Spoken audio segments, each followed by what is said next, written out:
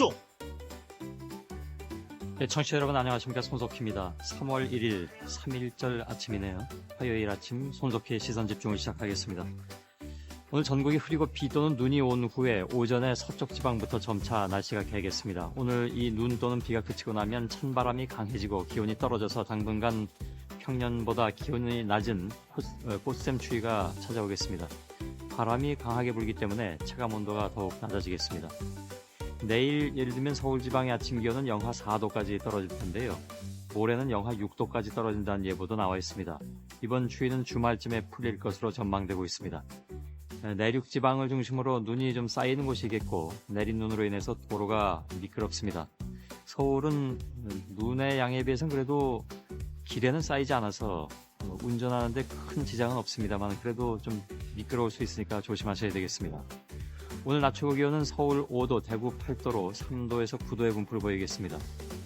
현재 기온은 서울이 0.1도, 부산 6.6도, 광주 2.4도, 대구 5.3도, 대전 2.8도, 춘천 0.1도를 가리키고 있습니다. 뉴욕 증시는 다우존스가 0.79% 올라서 12,226.34를 기록했고요. 나스닥은 0.04% 상승해서 2,782.27을 기록했습니다. 경제 지표가 좀 긍정적으로 나왔기 때문에 여기에 힘입어서 좀 상승했다는 소식입니다. 자, 지금까지 들어온 해외 뉴스 정리해드리겠습니다.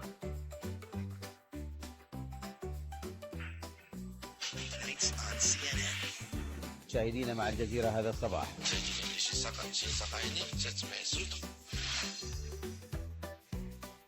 전주현 외신캐스터 나와 있습니다. 안녕하세요. 안녕하세요. 예. 리비아 사태를 해결하기 위해서 국제사회가 군사적으로 개입할 가능성이 제기가 됐네요.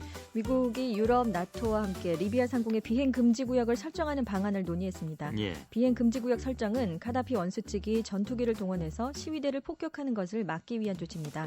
비행 금지 구역 설정은 이를 어길 경우에 즉각적인 군사 제재를 가할 수 있다는 점에서 초보적인 단계의 군사 개입을 의미합니다. 예.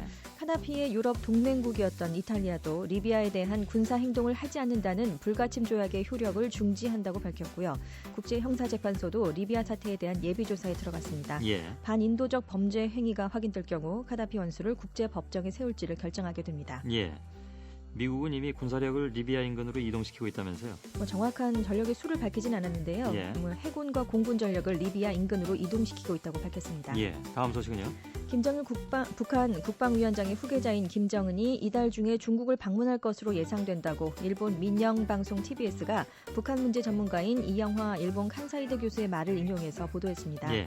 이 교수는 믿을 만한 소식통을 통해서 김정은의 방중이 결정됐다며 방중 기간 동안 시진핑 중국 국가 부주석과 면담할 가능성이 크다고 밝혔는데요. 최근 북한을 방문한 멍젠주 중국 공안상이 조선혁명의 계승 문제가 해결된 점을 축하한다고 말한 의미가 김정은에 대한 중국 방문 초청장이었다고 주장했습니다. 예. 또 이번 초청은 최근 중동과 아프리카 등에서 일고 있는 민주화 열풍과도 관련이 있다고 설명했는데요.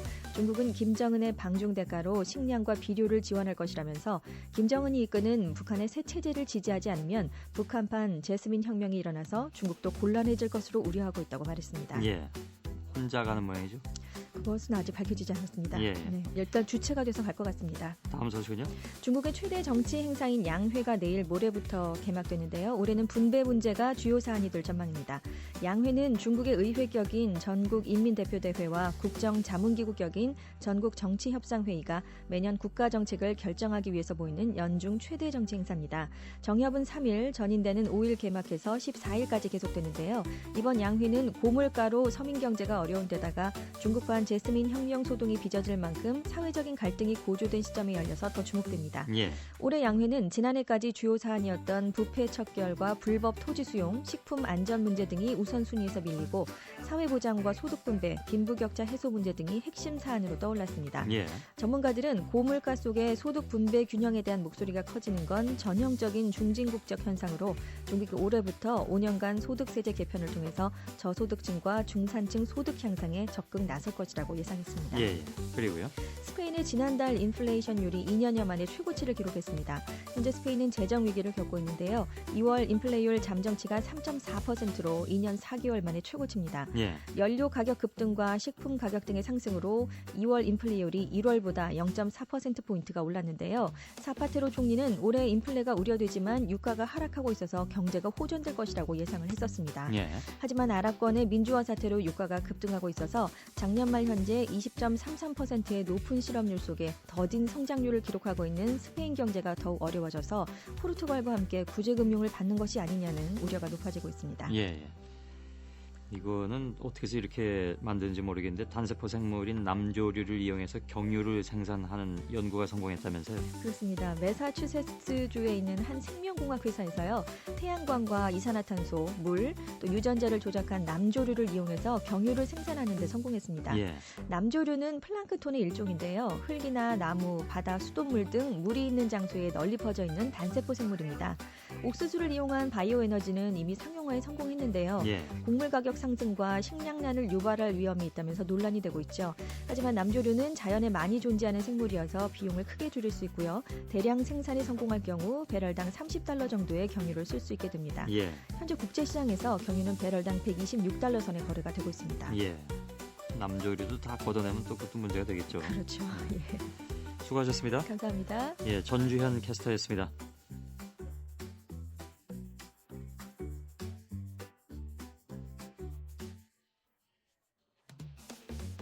스포츠 소식을 알아보겠습니다. 일간 스포츠의 김동환 기자 연결되어 있는데요. 안녕하세요. 네, 안녕하십니까. 예. 일본 프로야구는 뭐 벌써 시범 경기 들어갔다면서요. 네네.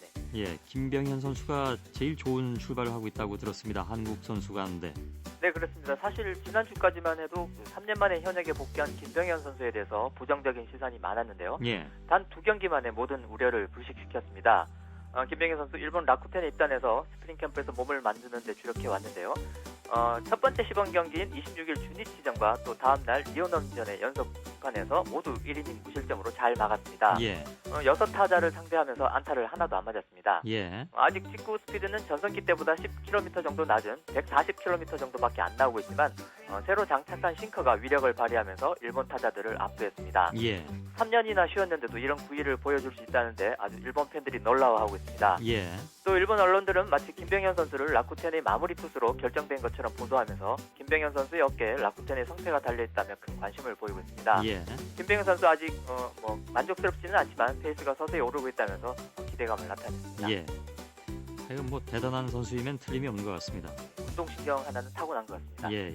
이게 그 사이드 언더드로 이 정도로 표현해야 되나요? 김병현 선수의 투구 스타일. 김병현 선수 정도 되면 완전히 언더스로라고 보기는 힘들고요. 예. 사이드 스로라고 보면 될 것 예. 같습니다. 그 투구에서 140, 150 나오는 게 사실 뭐 거의 불가능에 가까운 속도가 아닌가 싶기도 한데. 제가 사실 180km 정도라고 표현했는데요. 예. 일반 한국 선수들 중에 사이드로 140km면 거의 최고 수준인데요. 예. 김병현 선수와 임창용 선수가 특별한 것이 사이드로 던지면서도 150km에 육박하는 그러게요. 공을 던진다는 것입니다. 예. 박찬호 선수는 17년 만에 투구 폼을 바꾼다는데 그게 연습 경기 때 나왔던 보크 때문에 그런 건가요? 네, 그렇습니다. 메이저리그 17년 경력의 박찬호 선수가 그 일본이라는 새로운 환경에 도전하는 만큼 일본 룰에 맞춰서 변신을 시도하고 있습니다. 예. 주말 동안 화제가 됐었죠. 연습 경기 때 보크 판정 때문인데요. 미국과 일본의 야구 룰 차이에서 기인하는 것입니다. 예. 보크라는 것은 투수가 변칙적인 투구로 타자를 기만하는 것을 말하는데요. 이번에 문제가 된 상황은 주자가 있을 때 투수가 이렇게 투구 준비 자세를 완전히 취한 뒤에 던져야 되는데 예. 박찬호 선수가 바로 던져서 타자의 타이밍을 뺏었다는 것입니다. 예. 이게 사실 미국에서는 거의 용인되는 동작인데요. 일본에서는 엄격히 잡아내고 있기 때문에 박찬호 선수가 미국에서 17년 동안 몸에 뱉던 투구폼을 바꿀 수밖에 없는 상황이 됐습니다. 예. 투구폼이라는 게 뭐 하루아침에 바뀌는 게 아니기 때문에 박찬호 선수는 내일 연습 경기 등판 계획도 취소하면서 투구폼 고치는데 아주 매진하기로 했습니다. 예. 뭐 17년 만에 바꾼다고 하지만 사실 그동안에 박찬호 선수가 그 다리를 드는 동작이라든가 조금씩 좀 바뀌어 왔기 때문에 네네. 뭐 금방 또 잘 해내리라고 믿습니다. 그리고 엄밀히 말하면 크게 투구 폼을 바꾸는 게 아니라요. 예. 이제 투구 타이밍을 조금 천천히 가져가는 것이기 때문에 크게 그렇겠죠. 어렵진 않을 텐데 예. 그게 그래도 이렇게 위급한 상황에서 또 옛날 버릇이 나오지 않을까 그게 걱정됩니다. 예. 추신수 선수 소식은 어떻습니까? 예, 메이저리그도 어제 그제 시범 경기 시작했는데요. 추신수 선수가 가벼운 팔꿈치 통증 때문에 아직 나서지 못하고 있습니다. 예. 갑자기 왼쪽 팔꿈치에 통증이 생겨서 그렇다고 하는데요. 검사 결과 다행히 큰 부상은 아닌 것으로 나왔다고 합니다. 추신수 선수가 4년 전에 팔꿈치 수술을 한번 받은 적이 있기 때문에 또 부상이 재발한 게 아닐까 걱정됐는데 예. 그건 아닌 것 같고요. 일시적인 증세로 지금은 안 아프다고 합니다.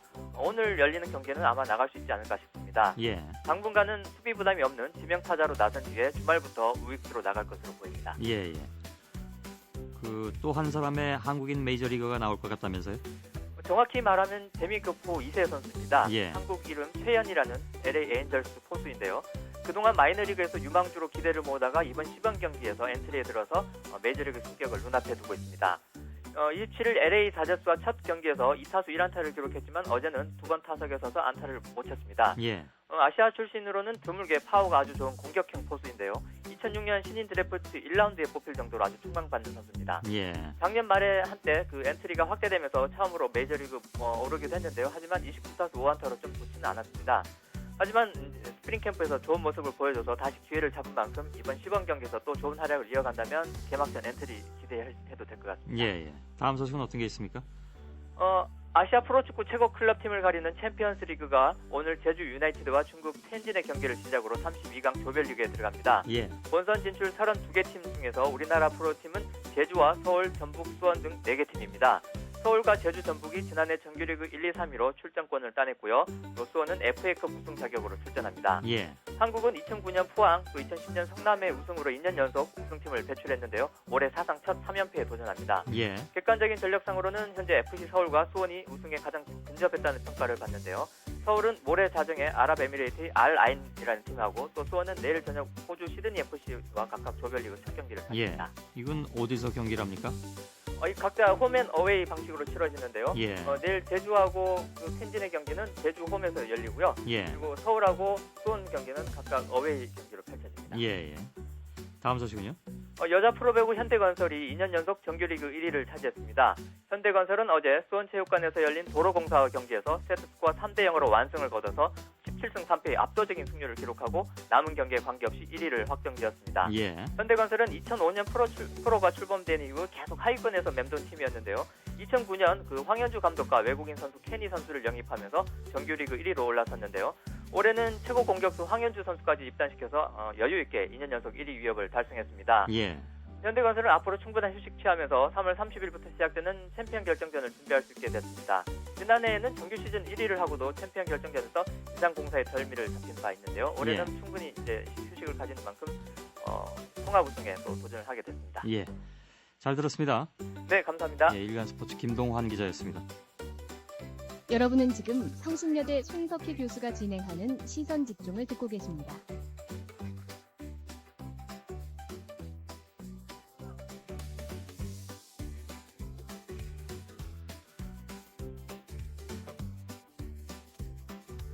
예, 뉴스 포커스 진행하겠습니다. 최근에 반정부 시위가 계속해서 일고 있는 국가에 정부가 교민 안전 대책으로 전세기도 띄우고 여러 가지 방책을 동원하고 있는데 이런 정부 정책에 대해서 대책에 대해서 일부 교민 사회에서는 전세기 이용이 생각처럼 쉽지 않았다. 장기적인 교민 안전 대책이 필요하다. 이런 의견들이 많이 나오고 있습니다.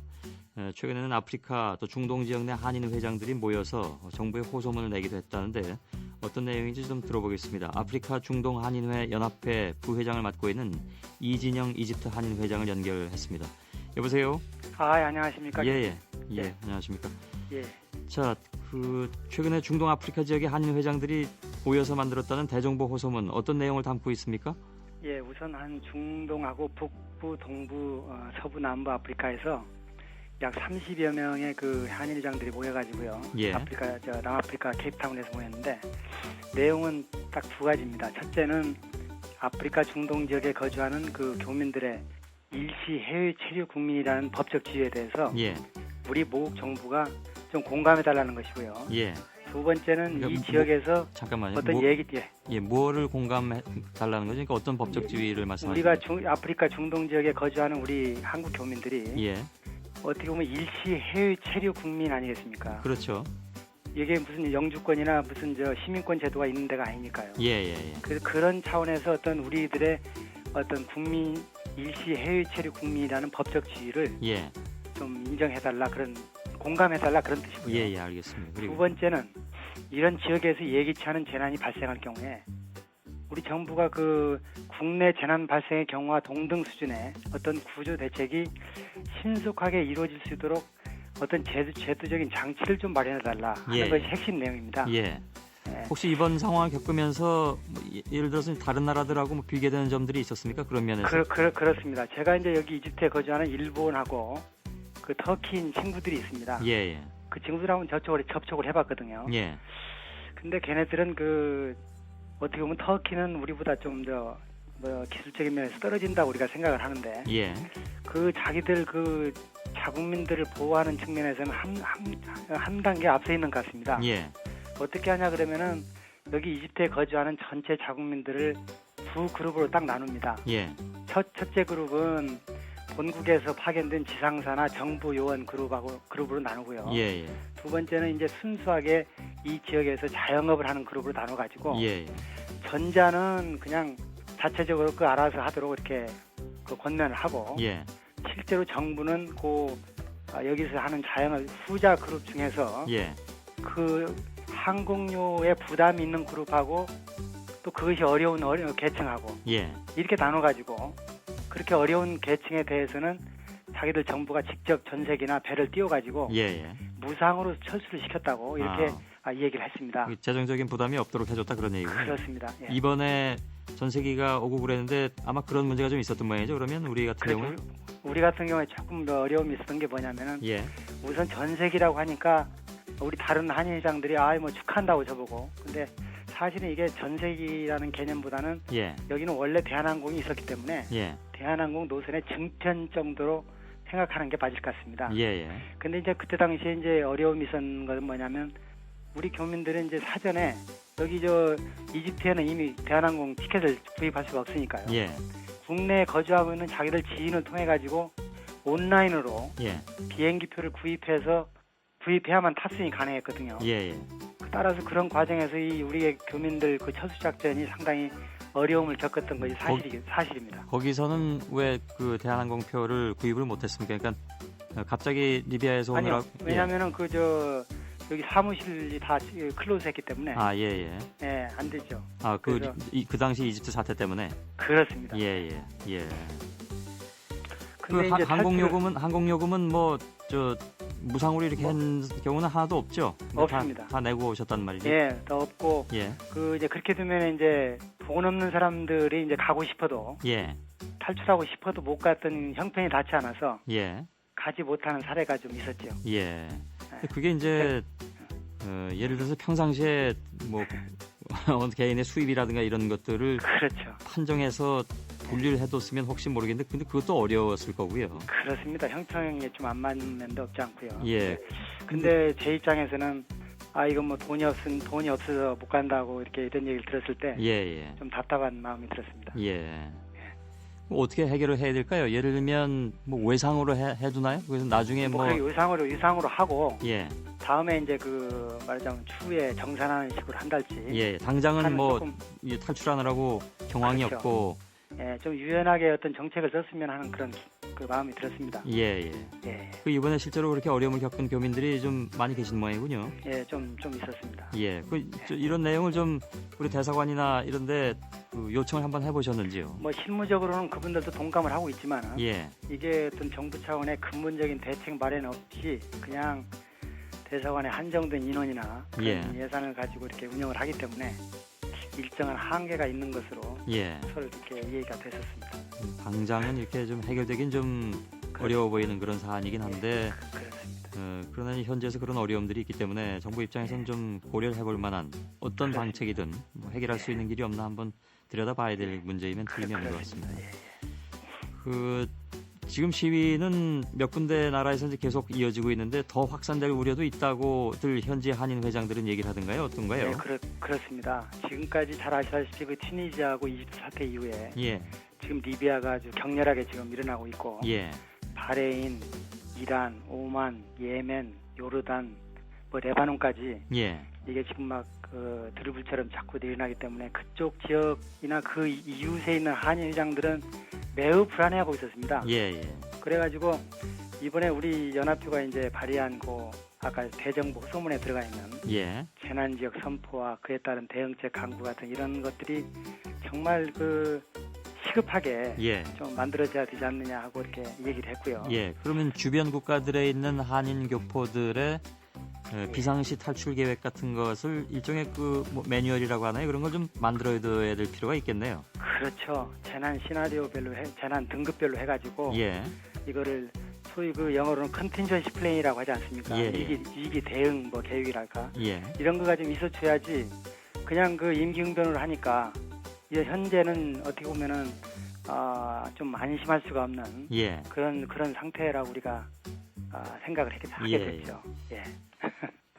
지난번에도 한번 제가 연결했었는데요. 이집트 네. 한인 회장 예, 이진영 그렇습니다. 회장님. 그 이후에 이집트 상황은 어떻습니까? 좀 진정이 돼갑니까? 근데 이게 처음에는 그렇게 생각을 했었는데요. 예. 이게 지금 리비아가 이렇게 자꾸 격렬해지니까 이쪽은 이렇게 가려가지고 예. 좀 그렇긴 한데 실제로 무바라크 대통령이 하야한 이후에 그 어떤 그 민주화의 어떤 욕구랄까 이게 막 예. 여기저기서 막 터져가지고 예. 이 치안은 그렇게 안정적인 상태는 아직은 아닙니다. 아, 그렇군요. 예, 어찌 그리고 보면 이제 통과 의례라고 볼 수도 있겠네요. 그러니까요. 소규모나 이게 대규모 이게 중간중간 해가지고 이게 시위가 많이 일어나고 예, 예. 그리고 이 절도나 이런 도둑들이 막 성행해가지고요. 예. 특히 우리 교민들은 그 택시 같은 것도 상당히 주의하라고 지금 조심하셔야 얘기를 되겠네요. 하고 있는 그런 예. 상황입니다. 알겠습니다. 이진영 이집트 한인 회장이었습니다. 고맙습니다. 예, 감사합니다. 예. 수고하세요. 예. 예.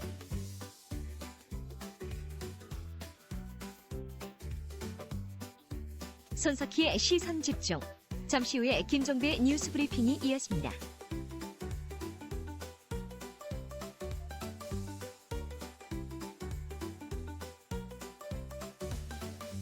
예, 작년에 우리나라에 들어온 탈북자가 2,800여 명이나 된다고 하는군요.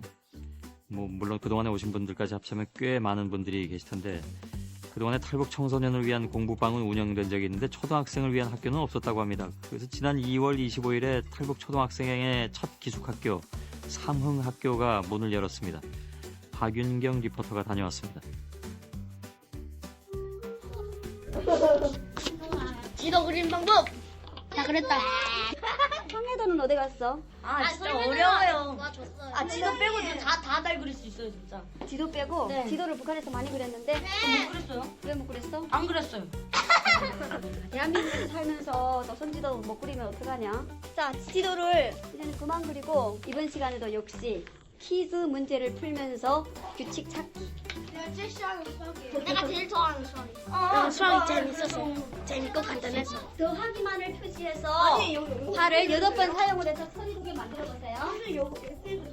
진짜 갑자기 생각이. 쉽다고 큰 소리로 이야기했는데. 8세계 남은 24점. 자, 준비. 자기입니다. 나 수학이 싫어요. 다음 시간에 그냥 수업을 할 거예요. 일어서. 네. 수고하셨습니다.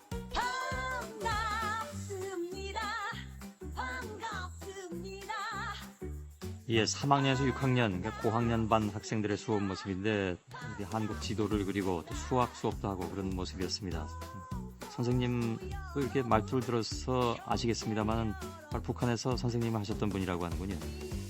이 학생들은 이제 일반 학교에서도 적응을 할 수 있도록 오전에는 근처에 신구로 초등학교에 다니고요. 오후에는 이 삼흥학교로 와서 방과 후에 학습을 하고 또 야간에는 선생님과 함께 기숙생활도 같이 하는 그런 생활을 보내고 있다고 합니다.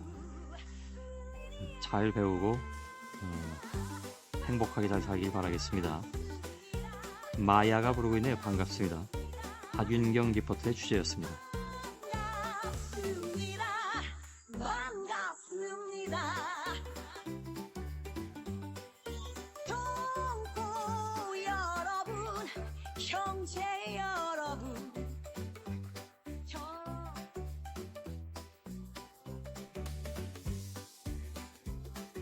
여러분께서는 지금 출근길 시사정보 프로그램 손석희의 시선집중을 듣고 계십니다. 뉴스 브리핑을 시작하겠습니다. 시사평론가 김종배 씨입니다. 안녕하세요. 네, 안녕하세요. 예. 이 BBK 사건의 주역이었죠. 에리카 김 씨가 25일 귀국을 해서 26, 27일 검찰 조사를 받은 바 있는데요. 예. 이 검찰 조사를 받는 과정에서 2007년 대선 당시 BBK의 실제 소유주는 이명박 한나라당 후보라고 주장한 것은 거짓말이었다. 이렇게 인정을 했다고 동아일보가 보도를 했습니다. 예. 에리카 김 씨는 동생 김경준 씨가 이 횡령 혐의 등으로 검찰 수사를 받게 되자 2007년 11월에 이명박 후보가 BBK의 주식 100%를 관련 회사인 LKE뱅크에 매각한다는 내용의 이명 계약서를 위조를 해서 검찰에 제출을 하고 BBK는 이명박 후보의 소유라고 주장을 한 바가 있었다고 하는데요. 예. 이 에리카 김 씨는 검찰 조사 과정에서 동생과 공모해 319억 원을 횡령했다는 혐의에 대해서는 나와는 상관없는 일이다 부인을 했다고 합니다. 예. 조선일보 보도인데요. 정부가 앞으로 반공개적으로 전당과 구호물자를 북한으로 날려보내는 일을 하지 않기로 입장을 정리했다고 합니다. 이와 관련해 청와대는 군 일부에서 대북 심리전 내용을 정치권에 알려주고 이런 내용이 공개된 데 대해 군 당국을 질책을 했다고 하는데 예. 한 고위 관계자는 세상에 심리전을 한다고 공개하고 하는 군대가 어디 있느냐, 어떻게 이런 일이 벌어졌는지 그 경위를 알아보고 있다 이렇게 말했다고 합니다. 예. 국방부와 통일부가 지난달 초 남북 대령급 군사실무회담이 결렬된 직후에 회담 상황을 CCTV로 지켜본 직원 29명을 대상으로 대대적인 보안조사를 벌였다고 동아일보가 보도했는데요. 이 청와대가 회담이 결렬된 원인이 밤을 새워서라도 회담을 계속하자는 북측 대표단의 발언과 태도가 언론에 유출됐기 때문이라고 판단을 했고 예. 그래서 두 부처가 조사에 나섰다는 겁니다. 기자 등 외부인과 통화하는 흔적이 발견된 직원에 대해서 통화 경위와 내용을 추궁하는 한편 보안조사 사실이 외부에 유출되지 않도록 함구할 것을 요구를 했다고 하는데요. 예. 특히 통일부 조사에는 국정원도 참여를 했다고 합니다. 군사실무회담 외에 지난달 초였죠. 이 북한 주민 31명이 배를 타고 월경한 사건 등 다른 대북 관련 사안도 함께 조사를 벌였다고 합니다. 예. 정종환 국토해양부 장관이 2007년 12월 17일에 이 서울 남산자락에 있는 59평형의 주상복합 아파트를 13억 3천여만 원에 분양받은 뒤에 지난해 11월 5억 원짜리 전세 계약을 맺었다고 합니다. 정 장관은 2008년 인사청문회에서 야당 의원들이 투기 의혹을 제기하자 현재 살고 있는 3번 아파트를 처분해서 도심에 들어와서 살겠다면서 실거주 목적의 구입이었다고 주장한 바가 있었는데 예. 이 말을 뒤집어버린 겁니다. 이 사실을 폭로한 강기갑 민노당 의원은 전세 대란 대책 마련을 촉구하는데 왜 정 장관이 심각한 수준이 아니라고 했는지 이제 이해가 된다 이렇게 비꼬았고요. 예. 이에 대해서 정종환 장관은 도심에서 살 생각으로 미분양 아파트를 구입했지만 장관직을 맡게 되면서 현재 살고 있는 3번 아파트가 과천청사로 출퇴근하기에 훨씬 편리해서 불가피하게 전세를 주게 됐다 이렇게 해명을 했다고 합니다. 예. 서울대가 어제 징계위원회를 열어서 제자 성폭행 등의 비위 의혹을 받아온 김인혜 음대 교수를 파면하기로 의결을 했습니다. 가장 중한 징계라면서요? 파면은 최고 수위의 징계가 되겠습니다. 예. 이 서울대는 김 교수는 지도학생에 대한 상습적이고 심각한 폭력, 수업 부실 등 직무 태만, 학생 및 학부모들로부터의 금품 수수, 티켓 강매, 여름 캠프 참가 강요 등 직권 남용으로 학생과 학부모의 권리를 침해했다는 의혹을 받았다면서 피해 학생들의 자필 진술서를 검토한 결과 피해 학생들의 주장이 일관성이 있고 신빙성이 높다고 판단했다 이렇게 밝혔습니다. 예. 김인혜 교수는 변호인과 함께 징계위원회에 출석해서 3시간 동안 소명을 했지만 받아들여지지 않았습니다. 예. 여기 학교 징계였는데도 변호인이 있나요? 그러니까 동행을 할 수가 있나 봅니다. 예. 사무 주얼리호의 석혜균 선장이 어제 의식을 완전히 회복해서 기자들과 인터뷰까지 가졌습니다. 참 다행스러운 일인데요. 예. 이 석 선장은 자신에게 총을 쏜 해적에 대해서 작전 당시 어두워서 기억을 못한다면서 매트리스를 뒤집어 쓰고 엎드려 있는데 바닥을 스치면서 총탄이 튀어올랐다 이렇게 말을 했고요. 예. 해적 수중에 배가 들어갈 때까진 선장에게 마음대로 못할 거니까 총뿌리를 목에 겨눠도 헌 종이에다가 배를 고장내라고 적어서 선원들에게 건넸다고도 말했습니다. 예. 이 해적들의 구타는 많지 않았다면서 다만 배를 일부러 고장낸 게 발각돼 젊은 해적 2명에게 주먹으로 등을 맞은 적은 있다 이런 말도 함께 했는데요. 예. 생선회와 산낙지가 먹고 싶다라는 말도 함께 했습니다. 예. 이 석 선장은 주말경에 중환자실에서 일반 병실로 옮겨진다고 합니다. 천만다행이군요. 그렇습니다. 예. 그리고 한겨레 보도인데요. 이 숭실대가 어제 장충체육관에서 입학식을 열면서 수천만 원을 들여서 불꽃이 솟아오르는 무대를 설치하고 가수 싸이와 시스타를 초청을 해서 공연을 가졌습니다. 예. 이 숭실대 총학생회는 입학식 직전에 기자회견을 열어서 재정이 부족하다고 올해 등록금을 2.8%나 올려놓고 수천만 원짜리 호화 입학식을 여는 것은 비상식적인 일이다. 이렇게 비판을 했고요. 예. 총학생회는 이와 함께 다른 문제도 함께 제기를 했는데 총장을 비롯한 주요 보직 간부 23명이 지난 1월에 7,100만 원을 들여서 터키와 이스라엘 등으로 성지순례를 다녀온 문제를 제기를 한 겁니다. 예. 일단 학생들 입장에선 등록금을 올리는 상황에서 다 뭐랄까요? 필요 없는 그런 그렇죠. 재정 낭비라고 보이는 모양이죠. 그렇습니다. 합쳐서 그래서 1억 원이 넘지 않습니까? 아무튼 학교마다 이게 요즘은 전부 이렇게 입학식 전후에서 유명 가수 공연을 전부들 열대요. 저 학교 다닐 때보다는 풍경이 참 많이 다른 것 같습니다. 예. 저 때는 체육관에서 조용히 치렀는데요. 그리고 서울신문 보도인데요. 이 김한겸 전 경남 거제시장이 시장실에 두께 0.01mm, 가로 10.8m, 세로 8.8m의 동판을 깔았던 사실이 뒤늦게 밝혀졌다고. 예. 거제시청 뒤쪽의 해발 568m 산에서 흐르는 수맥이 나쁜 기운을 품고 있어서 이를 막아야 한다. 역술인이 이렇게 말했는데 이 말을 듣고 동판을 깔았다고 하네요. 예. 앞선 2명의 시장이 금품 수수 등의 혐의로 구속된 상황을 특히나 고려를 한 것으로 언론은 보도를 하고 있는데, 하지만 김 전 시장은 퇴임 후인 지난해 11월에 업체로부터 사업 편의를 봐주는 대가로 돈을 받은 혐의로 구속이 됐습니다. 예. 동판도 효험이 없었습니다. 예. 동아일보 보도인데요. 육군 훈련병 정모 씨가 훈련소에서 중위암 증세를 호소하다가 지난달 27일 스스로 목숨을 끊는 사건이 발생을 했습니다. 그래서 군 수사당국이 수사에 나섰는데요. 정 씨의 주머니에서 고통스럽다, 식물인간이 되면 안락사를 시켜주고 화장을 해달라는 내용의 메모가 발견이 됐고, 예. 사물함에서는 또 이 중위암으로 인한 고통을 호소하는 편지가 발견이 됐습니다. 이 편지를 보면은 외부에서 약 보낼 수 있는 방법도 알아봐. 의무실은 항생제 정도밖에 안 주고 외래 진료는 잘 안 보내줘. 나중에 아예 안 들리면 어떡하지? 이런 내용이 적혀 있었습니다. 예. 그런데도 이 훈련소의 16일자 면담 관찰 기록을 보면은 또 이렇게 적혀 있었는데요. 이제는 우측귀에서 이명이 들리고 다른 소리가 들리지 않는다고 함. 간호장교 통화 결과 귀에 전혀 이상이 없다. 꾀병의 가능성이 노공하다. 이상 없다고 군의관이 말을 해도 민간병원에서 진료받고 싶다. 더 큰 병원에 보내달라.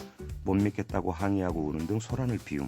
육군 대전병원 이비인 후과 진료 예약을 급하게 하고 분대장을 통해 인솔시켰으나 치료를 거부. 예. 정신과 진료를 받겠다고 함. 이런 내용이 적혀 있었습니다. 예. 중위암 하나 이렇게 관리를 못한다는 건 좀 이해가 안 가네요, 군에서. 예, 그래서 조금만 더 세심하게 주의를 기울였으면 아까는 그 목숨을 잃는 일 없었을 텐데. 예. 그리고 오늘이 3.1절 아니겠습니까? 관련해서 조선일보가 보도한 게 있는데요. 이 서울 종로구청이 지난해 1월 이 탑골공원의 대형 독립선언서 석판을 교체한 일이 있었습니다. 예. 이 석판의 많은 글자가 독립선언서 원문과 다르다라는 한 시민의 이의 신청을 받아들였기 때문인데요. 하지만 새 석판은 독립선언서 원문과 다른 이 컴퓨터 활자체로 쓰였고 곳곳에 오탈자가 있다고 합니다. 예. 이 뒷부분 공약 3장 등 11곳 이상의 원문과 다른 글자가 새겨져 있는 사실이 확인이 됐다고 하네요. 예. 잘 찾아냈군요. 그렇습니다. 그리고 서울행정법원 행정사부가 전교조 소속 김모 씨 등 3명이 낸 위헌법률 심판 재청 신청을 받아들여서 교원노조법 3조에 대해서 위헌 심판을 재청을 했습니다. 예. 교원의 노조는 일체의 정치활동을 해서는 아니 된다라는 해당 조항에 이 일체의라는 표현이 지나치게 포괄적이어서 교원 노조가 담당할 수 있는 공적인 역할까지 가로막을 수 있다. 이렇게 판단을 한 건데요. 예. 이 재판부는 이 조항이 학교 내에서 학생에 대한 당파적 선전교육, 정치 선전, 선거운동을 금지하는 것에 그치는 것이 아니라 교원의 경제사회적 지위 향상을 위한 정치적 의사표현의 자유까지 제한하고 있다. 이렇게 판단을 해서 위헌 심판을 제청을 한 겁니다. 예. 그리고 재능교육에서 학습지 교사로 일하다가 2월에 계약이 해지된 김소영 씨에게 회사가 수수료니까요. 월급을 여기서는 수수료가 부른다고 하는데요. 얼마를 줬느냐? 560원을 줬다고 합니다. 예. 수수료 명세서에는 100여만 원의 공제액이 표시돼 있었고 다음 달에 40여만 원을 더 공제할 예정이라고 적혀 있었는데 이 지국이 실적 때문에 유령 회원을 유치를 한다고 그러고요. 예. 또 회원이 학습지를 끊었는데도 교사가 회비를 대납하는 관행이 있는데 바로 이 문제 때문에 그 비용을 교사들에게 전가를 하고 있다고. 예. 수고하셨습니다. 고맙습니다. 시사평론가 김종배 씨였습니다.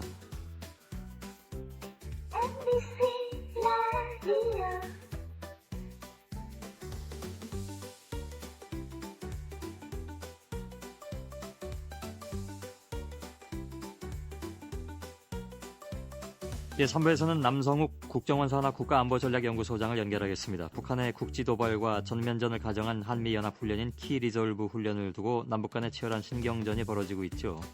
어제 북한 노동당 기관지인 노동신문은 조선반도에서 핵전쟁 발발의 위험이 더욱 커가고 있다 이렇게 주장을 했습니다. 전날에는 이른바 서울 불바다 발언이 있었고 그래서 위협의 수위를 좀 더 높여간 것으로 분석이 되죠. 또한 대북 심리전이 계속되면 임진각을 비롯한 발원지를 조준 사격하겠다 이런 북한의 위협도 이미 나온 바가 있습니다. 저희가 세종연구소 홍현익 연구위원과 어제 얘기 나눈 바 있는데 오늘은 남성욱 국가안보전략소장의 의견도 좀 듣겠습니다. 여보세요? 네, 안녕하십니까? 예, 안녕하셨습니까? 우선 어제 시작된 키리졸브 훈련과 독수리 훈련 그리고 군과 민간단체의 대북 전단 살포 등에 대해서 핵전쟁, 서울 불바다 이런 강도 높은 발언들이 많이 나왔습니다. 이런 반응의 배경은 무엇이라고 우선 보시는지요? 두 가지로 볼 수 있겠습니다. 우선 연례적으로 한미 합동 군사 훈련이 있을 때마다 북한이 레토릭 수사적 차원에서 자신들이 위협을 받고 있다라는 것을 선전하기 위해서 강력한 어휘를 사용해서 이제 반발하는 하나의 측면이 있고요. 이번 경우에는 이제 일종의 삐라 문제에 관해서 북한이 예민하게 반응을 하고 있다라는 그런 측면에서 과거와는 조금 그 부분은 다른 특징이 있다고 볼 수 있겠습니다. 전단지는 유난히 굉장히 민감하게 좀 반응하는 그런 느낌을 받는데 그래서 임진각을 비롯한 발원지를 조준 사격하겠다. 근데 어제도 얘기가 나왔습니다만 임진각은 이게 외국인 관광객도 있고 여기를 실제로 조준 사격했을 경우에 일어날 수 있는 파장이 너무나 크기 때문에 그게 현실성이 좀 떨어진다라는 진단도 있던데 그건 어떻게 보십니까? 예, 임진각이라는 장소는 이제 상징적으로 말을 했을 것이고 전단 문제에 관해서 자신들이 가만히 있지 않겠다라는 그런 표현을 이제 임진각이라는 단어를 쓴 것 같습니다. 그들 입장에서는 이제 최근에 나온 전단이 중동 사태 등이 포함되어 있고 과거와는 다른 좀 예민한 내용들이 많이 들어있기 때문에 그들로서는 어쨌든 간에 이 전단을 중지시켜야 된다는 과제를 안고 있다는 측면에서 임진각이라는 단어를 사용한 것으로 보입니다. 그러면 어떻게 대응을 해올까요? 예를 들면 임진각은 아니라 하더라도 확성기 전에 얘기가 나왔던 작년에 그런 얘기가 나왔으니까 확성기 등을 조준 사격할 가능성 이런 것은 상존할까요 여전히? 북한 입장에서는 단계적으로 반응을 할 것으로 보입니다. 확성기처럼 직접 조준은 마지막 단계일 것이고 일단 삐라 날라오는 풍선에 대해서 아마 DMZ에 대해서 상징적으로 그 삐라를 제거하는 공격을 하는 그런 방식으로 불만을 표시하고 이 문제를 이제 남북 간의 주요 의제로 상정하기 때문에 원점을 타격한다든가 하는 문제는 조금 마지막에 수준이라고 생각이 듭니다. 근데 이제 우리 한국 측에서 의제로 삼지 않을 가능성, 다시 말해서 이 문제로 대화하지 않을 가능성도 있는 거 아닌가요? 그러니까 그렇게 된다면 좀 더 높은 수위의 공격 행위라든가 이런 것도 가능성이 있는 건 아닌지요? 북한이 어떤 것을 의제화시킬 때는 단계적인 방식을 밟는 방식이 있고 한 번에 공격하는 방식이 있는데 이 전단 문제에 관해서는 그것이 또 너무 공론화돼가지고 북한 전역에 그런 문제가 또 알려주는 것도 그들로서도 또 어려운 문제이기 때문에 일단은 낮은 단계에서 그것을 저지하는 군사적인 행동을 해놓고 그것이 문제가 풀리지 않을 경우에 이제 그 다음 단계로 나가는 단계적인 방식을 받지 않겠냐고 계산을 하고 있습니다. 정부 내에서도 특히 군대가 하는 심리전에 대해서는 그걸 공개하는 데 있어서 굉장히 비판적인 얘기가 나온 것 같습니다. 청와대 고위 관계자 얘기도 그렇게 나왔다고 하고요. 그러니까 반공개적으로 전단하고 구호물자를 북으로 날려보낸 일이 이건 좀 맞지 않는다 이런 얘기가 나왔다고 하는데 그건 어떤 분위기입니까? 글쎄요 어떤 당국 차원에서 그것을 공식적으로 했을 경우에 또 어려운 점이 있겠죠. 그래서 사실은 이런 문제는 비공개로 진행되는 것이 이제 바람직하다는 입장을 아마 표명한 것 같습니다. 비공개적으로 하는 것에 대해서는 문제 제기를 안 한다는 겁니까? 아니면 군에서는 하지 말고 민간에서 하는 것만 정부에서 하지 않겠다 이런 겁니까? 일단 군이라는 게 작년도 천안함 연평도 이후에 북한에 대해서 굉장히 지금 감정이 격앙이 돼 있죠. 그래서 군 입장에서 직접적으로 무력 사용을 하지는 않더라도 북한에 대해서 응징하는 이제 그런 분위기는 뭐 충분히 지금 고조가 돼 있거든요. 많은 군인들이 사망해 있기 때문에. 그래서 군 측에서도 이제 그런 문제에 대해서 심리전을 전개를 하는 거죠. 그렇지만 이제 군 측에서 이제 공개되는 것이 갖는 문제점이 있다고 볼 수 있기 때문에 그것은 뭐 비공개로 진행되는 것이 바람직하고 또 민간에서도 적극적으로 하는 것이 낫다라는 입장이 언급되는 것 같습니다. 그럼 군에서 하는 대북 심리전은 공개적은 아니라 하더라도 비공개적으로는 계속된다 이런 것으로 받아들이면 되겠군요. 군 입장에서는 뭐 사전에 어떤 공격을 막기 위해서는 또 예방적 차원에서도 심리전은 뭐 어느 국가든지 하는 거기 때문에 그것이 이제 뭐 한다 안 한다 차원의 문제는 아니고 공개 여부가 아무래도 관건이 될 것 같습니다. 알겠습니다. 최근에 이제 북한의 식량난과 관련해서 여러 가지 보도가 나온 바가 있습니다. 이제 군의 뭐 소요 사태, 민간인의 소요 사태 이런 것들도 얘기가 나왔는데, 근데 듣기로는 작년에 북한의 식량 작황이 좋았다면서요. 그러니까 20년 내에 최고 수준이다 이런 얘기도 나왔는데 이게 배급이 잘 안 되는 건가요? 일단 뭐 북한이 군과 이런 뭐 단체들에 대해서 식량 배급에 대해서 조금 소극적인 양상인 것 같습니다. 무슨 얘기냐면 그들로서는 내년도 2012년 강성대국을 맞이해 100년을 맞이해서 일종의 3대 세습을 지금 완성하려고 그러고 있습니다. 그렇기 때문에 이제 식량을 비축하는 데 주력을 하고 있죠. 왜냐하면 3대 세습에 맞춰서 식량을 풀어가지고 김정은이 들어오니까 식량 배급이 여유가 생긴다. 이제 그런 어떤 정치 경제적 목적 때문에 식량 배급에 대해서 소극적인 것 같고요. 식량 작황은 북한은 뭐 비료나 농약, 농기계든 농업 투입 요소가 일정 한계가 있기 때문에 결국 날씨에 많은 영향을 받습니다. 그런데 뭐 작년도 재작년도 다 날씨가 크게 나쁘지 않았거든요. 그래서 식량 생산은 평년작을 기록한 것으로 보고 있습니다. 그럼 뭐 20년 내 최고 수준이라는 것도 조금 과장됐을 가능성도 있군요.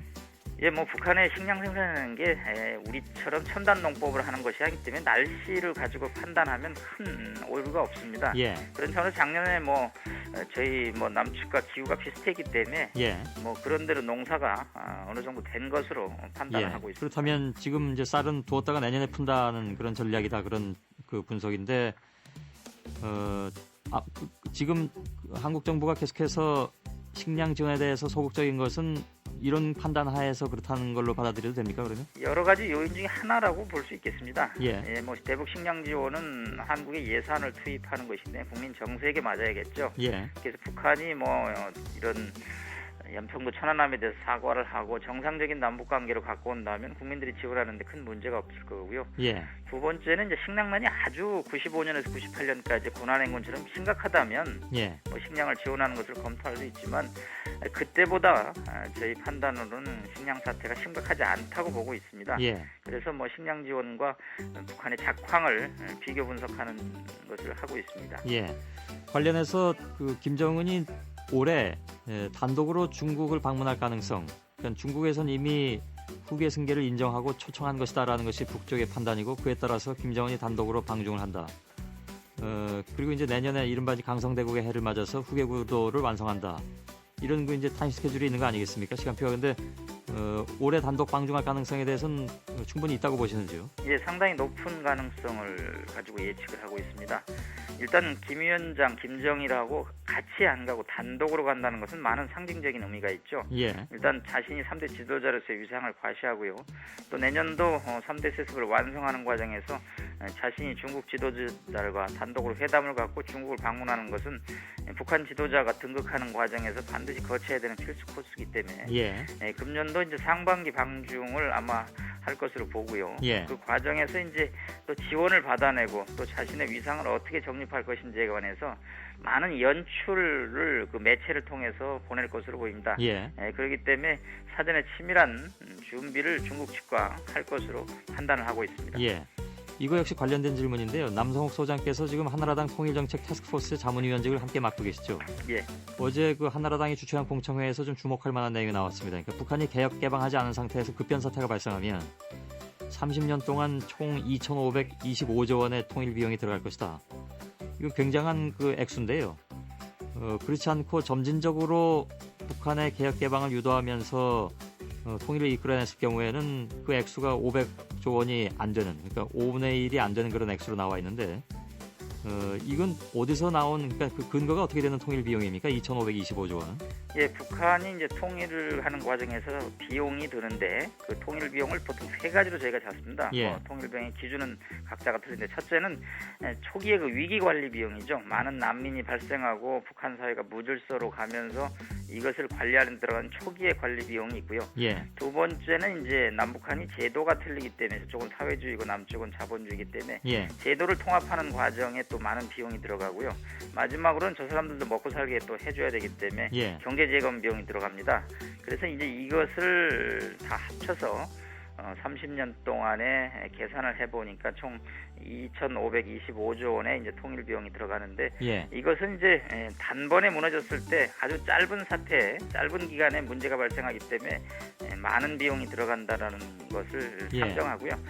이것은 뭐 여러 시나리오 중에 하나고 예. 가능성만이 꼭 높다고 말할 수는 없습니다. 단번에 급변 사태가 발생하는 것도 가능성이 어느 정도 있다고 보십니까? 요즘 하도 이런 얘기들이 좀 나오니까.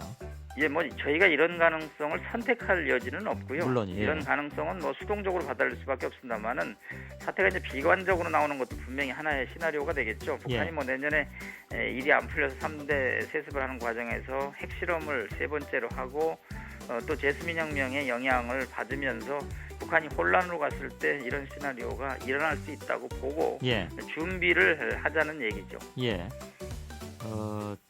그런데 그게 물론 뭐 그 상황에 따라 다 결과는 다를 수밖에 없는데 분석도 그래서 가지가지입니다. 그 홍현익 연구위원은 그럴 가능성에 대해서는 굉장히 낮게 보던데요. 그러니까 급변 사태 가능성에 대해서는.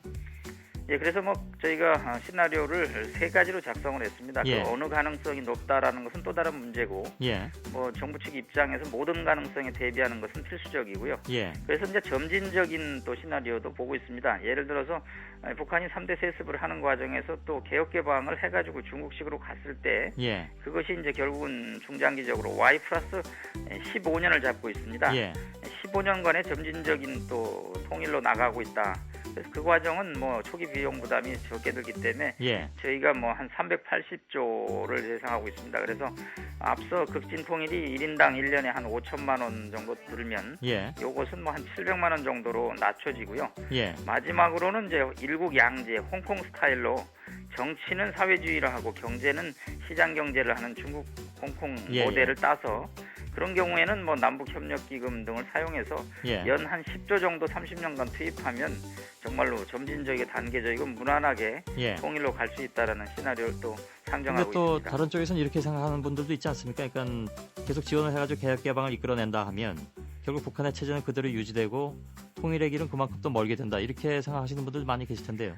예, 일단 이제 통일로 가는 Y 플러스 15라는 개념은 북한이 결정을 하는 거죠. 예. 개혁 개방으로 가면 폐쇄 사회가 그대로 유지하기는 어렵고 예. 그 과정에서 남북 간의 교류 협력이 낮고 그것이 또 어느 시점에 가면 통일에 대한 논의로 이어진다라는 얘기죠. 예. 사실 뭐 당장의 통일이 능사는 아닐 겁니다. 여러 가지 예. 부담도 있기 때문에 북한이 개혁 개방으로 가서 정상적인 국가로 간다면 우리가 한민족이기 때문에 어느 시점에 통일로 가는 것이 현실화될 수 있다는 것을 지적하는 겁니다. 예.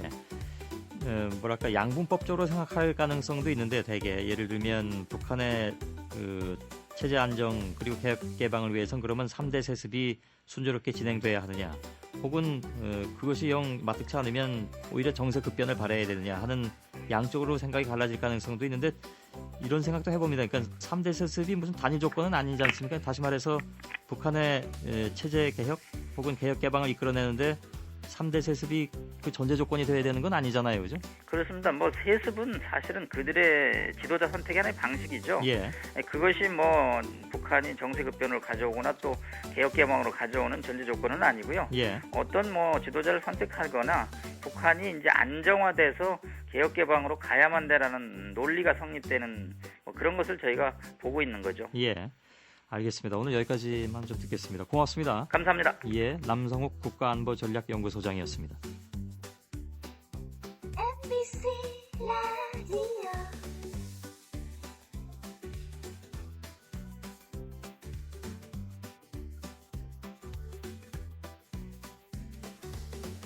예, 4부에서는 한나라당 정두원 최고위원을 인터뷰하겠습니다. 정 최고위원은 최근에 과학 비즈니스 벨트의 세종시 유치는 국론이다 이런 의견을 밝힌 바가 있고, 이어서 어제는 여권 내에서 논란이 되고 있는 동남권 신공항 건설 문제에 대해서 원점에서 재검토해야 한다 이런 입장을 내놨습니다.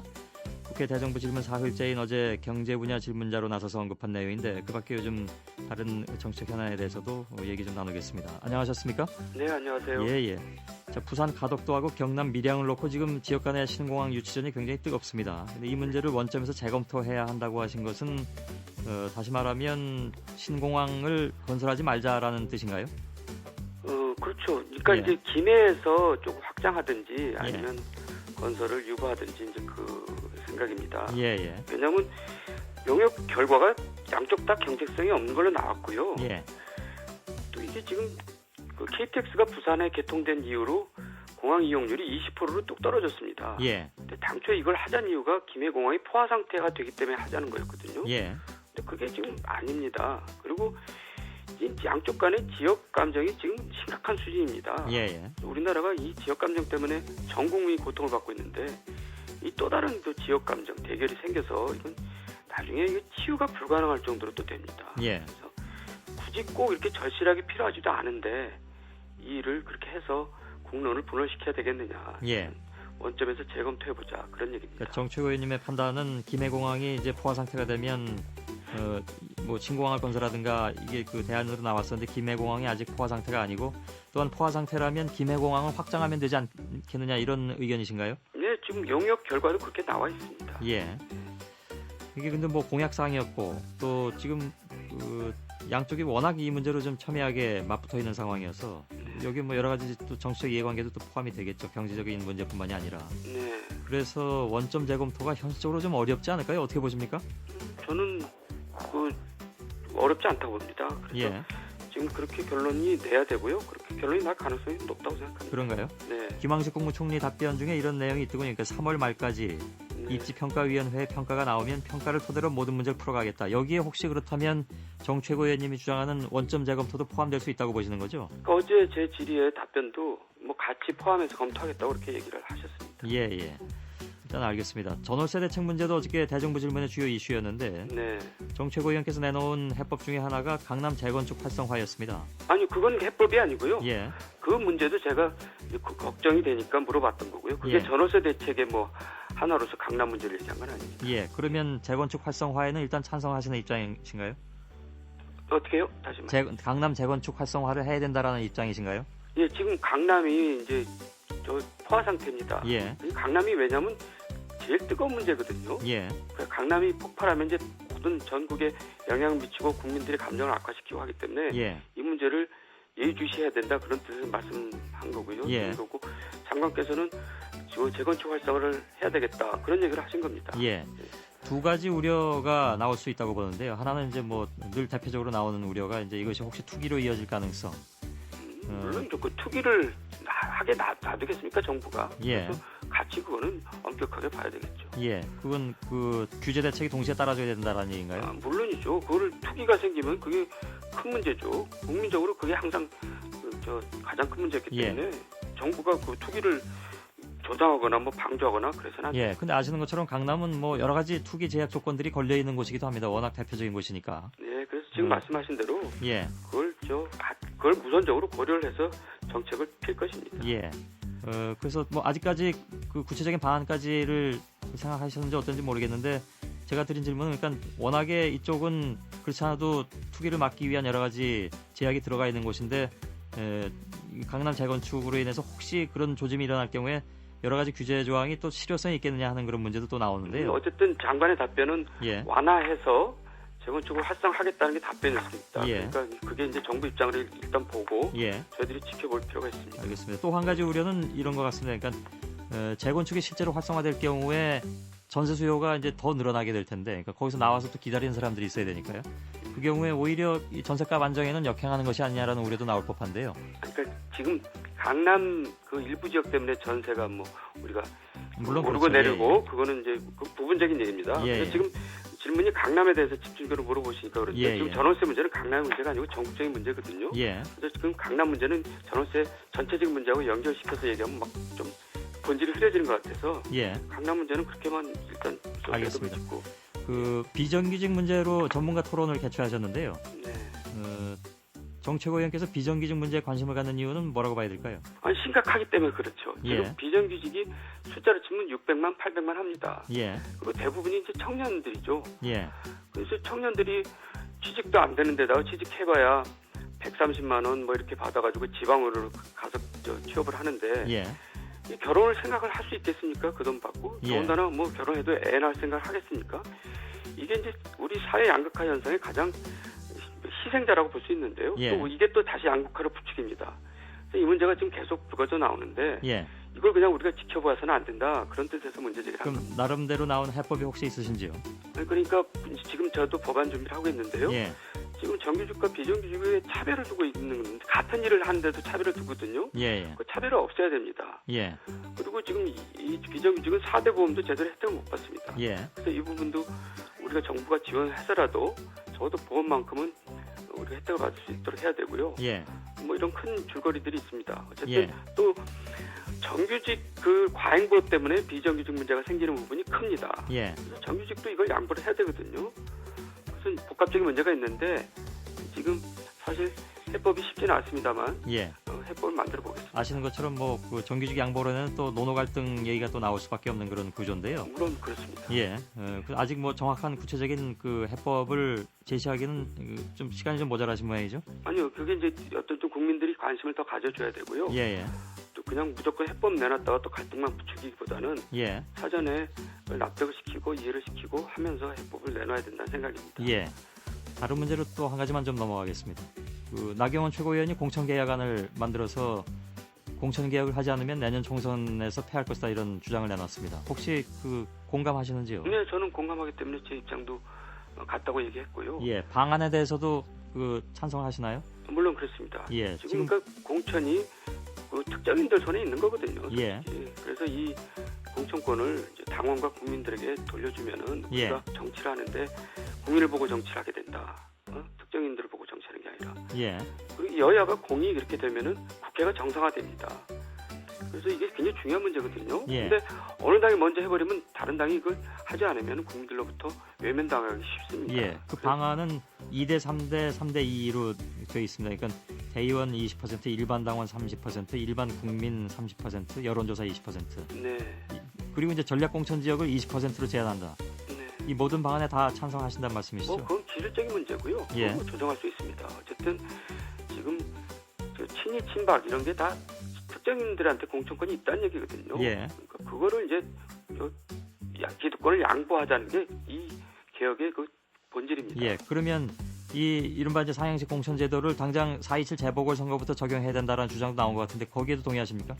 그러니까 이제 강원도지사 이런 거는요. 지금 우리가 당원 당규상 다 경선하게 돼 있습니다. 예. 그래서 이제 국회의원 지역인데 사실 재보궐선거는 일종의 전략 지역 개념이거든요. 예. 그래서 이제 우리가 완전 경선제를 하더라도 전략 지역 개념이 따로 있습니다. 예. 그래서 재보궐선거에서 저는 경선하는 것은 좀 안 맞다고 생각합니다. 그러니까 이번 상향식 공천제도를 당장 적용하는 것은 좀 재보궐선거부터 적용하는 것은 맞지 않다. 아니 시기나 이런 게 아니라요. 예. 재보궐선거는 양당 공이 전략적인 지역이거든요. 예. 그러니까 거기는 전략적으로 판단해야 될 부분이기 때문에. 총선에서 하자는 말씀이시군요. 네, 그렇습니다. 그 예. 준비도 아직 안 돼 있고요. 예.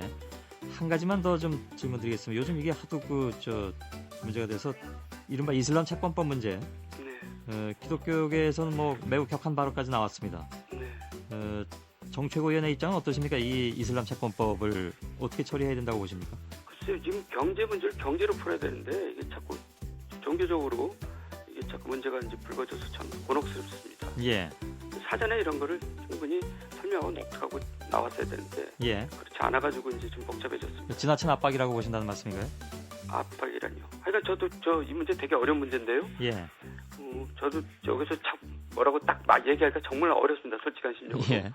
이거는 우리가 좀 처음부터 접근을 잘못했고요. 예. 지금부터 이제 풀어가야 되는데 상당히 어려운 문제라고 생각합니다. 예. 결국은 종교계를 설득해서라도 통과시켜야 된다는 입장이신가요? 글쎄요, 저는 사실 이 문제에 대해서 예. 처음부터 잘 몰랐습니다. 예. 불거진 다음에 알았기 때문에 예. 저도 좀 더 들여다보고 말씀을 드려야 되겠습니다. 예, 알겠습니다. 한나라당의 정두원 최고위원이었습니다. 고맙습니다. 네. 예.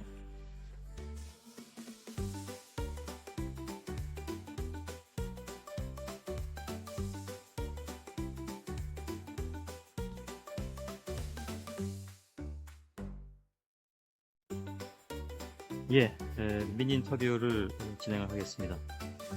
오늘 미니 인터뷰는 3.1절에 우리가 함께 의미를 좀 되새길 곳이 있어서 소개를 해드릴까 하는데요. 혹시 단바망간이라고 들어보셨는지 모르겠습니다. 일본 교토에서 자동차로 1시간 거리에 단바라는 마을이 있는데 이것이 군수물자 생산에 필요한 망간으로 유명한 곳이라고 합니다. 그래서 태평양 전쟁이 한창이던 1940년대에 3천여 명의 조선인들이 강제징용됐다는데요. 이곳에 유일하게 남아있는 단바 망간 기념관을 살리기 위한 운동이 지금 소리 없이 진행이 되고 있다고 합니다. 단바 망간 기념관 재건 한국추진위원회 황의중 실행위원장을 연결했습니다. 여보세요? 예, 여보세요? 예, 안녕하십니까? 예, 안녕하세요. 예, 간단하게 설명을 드리는데 어떤 곳인지 좀 더 설명이 필요할 것 같네요. 예, 단바 망간 기념관은 일제 강점기에요. 강제징용된 조선인들의 광산 노동의 현장을 생생하게 보존하는 곳입니다. 예, 예. 단바라는 것은 일본의 지명이고요. 망간이라는 것은 철을 단단하게 만드는 광물로서 그 총이나 대포를 만들 때 반드시 들어간 필수적인 물자인데요. 예. 일본이 그러니까 침략 전쟁으로 망간 수요가 급증을 하자 조선인들을 끌고 와서 가혹한 노동을 하게 되고 그 단바 망간 기념관 그것을 기억하는 장소입니다. 예. 이 기념관이 적자 때문에 2009년 5월에 그러니까 재작년에 폐관이 됐다면서요? 예. 지금은 어떤 상태입니까? 예. 지금 올해 4월에요. 4월 말쯤에 재개관을 위해서 지금 일본하고 한국에서 열심히 움직이고 있는데요. 단바망간 기념관이 시골에 있는 작은 곳입니다. 예. 그래서 그 전까지 모르다가 오히려 폐관이 돼가지고 세상으로 좀 많이 알려졌는데요. 예. 그래서 일본에서도 재건추진위원회가 재작년에 만들어졌고 한국 쪽에서도 11월에 재건추진위원회가 만들어서 가지고 좀 활발하게 하고 있고요. 윤도현 밴드도 일본에 가서 자선 공연을 해서 재개관을 위한 그 시설 모금이 있었거든요. 그 모금을 다 모금을 했습니다. 그래서 올해 4월 말쯤 재개관을 할 예정입니다. 이 기념관이 운영되는데 1년에 어느 정도 돈이 들어갔습니까? 그게 1년 평균이요. 전체 평균이 1,800만 엔이 들어갔었는데요. 그게 입장료 수입 등으로 해서 1,300만 엔이 했고 년 500만 엔 정도가 적자였습니다. 그래서 그 500만 엔을 지금 저희들이 한국시민사회가 모아가지고 그것을 안정적인 운영이 되기 위한 모금운동을 지금 진행하고 있습니다. 일본 내에서 함께 하고 계신 분들은 대개 그러면 이제 그 제일교포 분들이신가요? 제일교포도 있고요. 동포들도 있고 일본 시민 단체들도 있고요. 일본 시민 단체들의 시각은 어떻습니까? 일본 시민 단체를 하시는 분들은 뭐 적극적인 지원을 하는데요. 우리가 일본 사회를 잘 몰라서 그런데 그분들은 상당히 일본 사회 전체의 5% 정도라고 얘기를 할까요? 굉장히 극소수입니다. 그렇죠. 당시에 여기서 일하셨던 우리 강제징용된 조선인들 뭐 기록도 많이 남아있고 그럴 텐데 어떤 생활을 하셨을까요? 우리가 참 잊어서는 안 될 그런 그 과거이기도 한데. 뭐 말할 수 없을 것 같은데요. 지금 망간광산이라고 그러면 뭐 예를 들면요. 그 망간이라는 게 굉장히 강한 광물이라서 파기가 굉장히 힘듭니다. 그래서 그 타누키 채굴이라는 것도 있는데요. 타누키는 일본 말로 너구리인데 너구리가 다닐 정도로 아주 좁은 갱도이고요.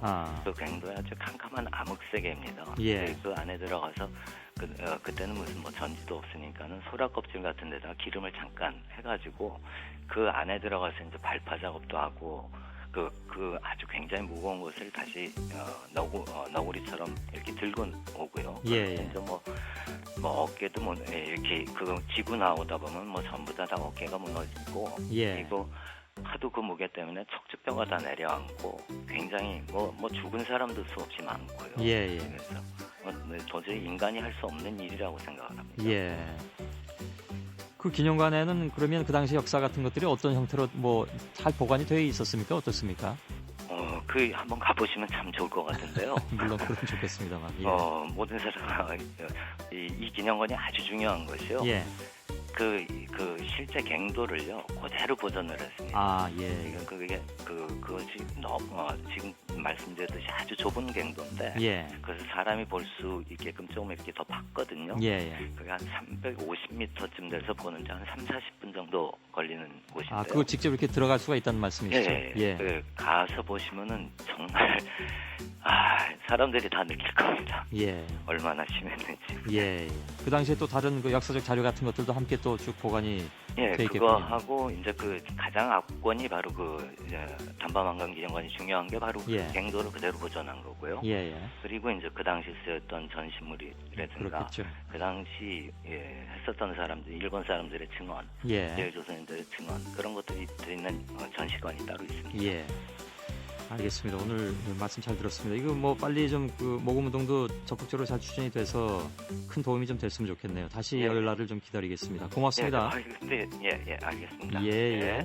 단밤 안간기념관 재건 한국추진위원회 황희중 실행위원장이었습니다. 올렸다. 더 이상 웃지 마세요. 손이 떨리고 있어요. 그는 고개를 돌렸다. 그의 귓불이 빨갛게 변했습니다. 내가 보이나요? 나는 당황해서 재빨리 옷을 다시 입었다. 탐두옹차우, 당신은 인간인가요? 아니면 유령인가요? 나는 인간이고 당신은 악마입니다. 그는 나를 보았다. 그의 입가가 옅은 미소로 말려 올라갔다. 장민 노이에트, 10년이 지났습니다. 드디어 등장했어요. 내 영혼은 거의 날아갈 뻔했습니다. 나는 달려갈 사람을 보냈지만 문으로 들어갈 수 없다는 것을 깨달았습니다. 로앙 차오 판사님, 무슨 짓을 하셨나요? 그는 한 걸음씩 장민 노이에트에게 다가갔습니다. 무엇을 실행? 감히 나를 만나지 그래? 당신은 사기꾼입니다. 내가 무엇을 속였나요? 나는 시도했지만 이미 정보를 얻기 위해 입이 죽었습니다. 그 사람이 갑자기 그걸 줬어. 손이 나를 뒤로 잡아당겼다. 나는 그에게 붙잡혔다. 그래서 당신은 지금 무엇을 하고 있나요? 그는 고개를 숙여 나를 바라보았다. 숨결이 너무 가까워서 온도가 느껴질 정도였다. 그냥 당신이 그리워요.